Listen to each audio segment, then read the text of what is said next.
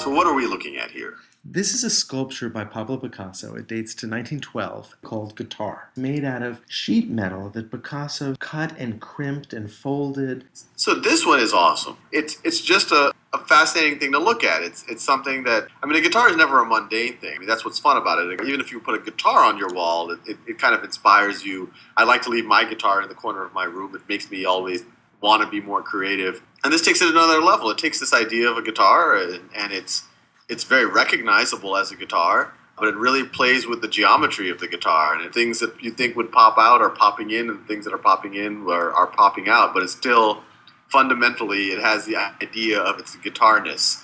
And, the strings don't cross the, where you, I mean, it's definitely not a functional guitar, but it definitely conveys what a guitar is. So at least aesthetically, I get this. I think Picasso is applauding your interpretation. When you think about sculpture, what comes to mind? What kinds of subjects have you seen in sculpture? More classical sculpture, which is, the Venus de Milo. And then you have the more geometric type of sculptures. More modern sculptures, absolutely. Now, this is something that was made in 1912. And when it was made, I think that more classical kind of sculpture that you were referring to is really what there was. There were sculptures of the human body. Occasionally, there might be a piece of armor, there might be some drapery that was sculpted, there might be a horse, but sculpture was always about something that existed in nature, something that was not man-made. Nobody had made a sculpture of a guitar because we make guitars. Right.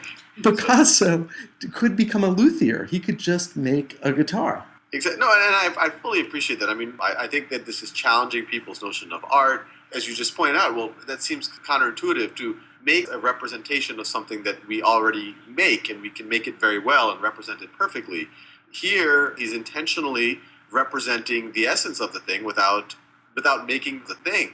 How can he create a visual vocabulary that represents the thing while not in any way constructing that thing? He has to be really deliberate. He has to make sure that fingerboard can't actually work. Otherwise, he's making a fingerboard. He's not making a sculpture. No, you're exactly right. And I could probably remove several of the guitar-like cues, and it would still very clearly be a guitar. Yeah, but I definitely appreciate this. I think, get this. Think about what's happening at this moment. His understanding of art making is coming out of the 19th century when photography had really released artists from the responsibility of having to depict.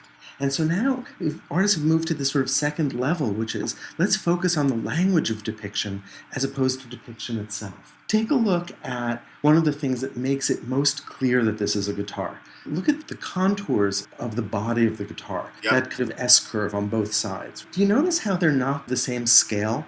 Absolutely, yeah. Picasso does this kind of thing in a lot of drawings at this time, late 1911, 1912, because the right side is smaller. Some art historians have suggested that Picasso is actually representing a guitar not flat against the wall, but actually turned slightly in space.